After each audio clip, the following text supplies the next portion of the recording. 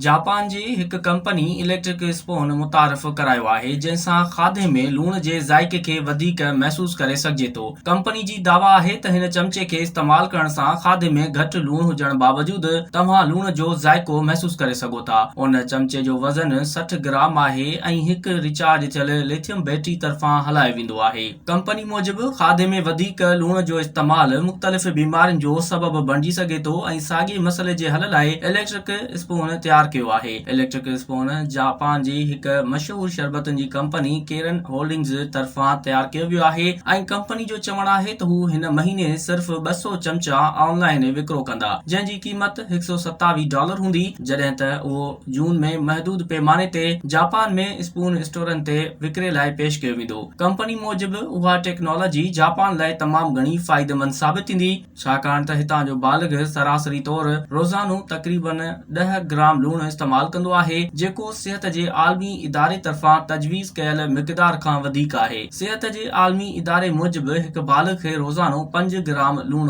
खाइणु घुर्जे। लूण जो ज़रूरत खां वधीक इस्तेमाल हाई ब्लड प्रेशर, अधरंग ऐं ॿियनि बीमारियुनि जो ख़तरो बि वधाए सघे थो।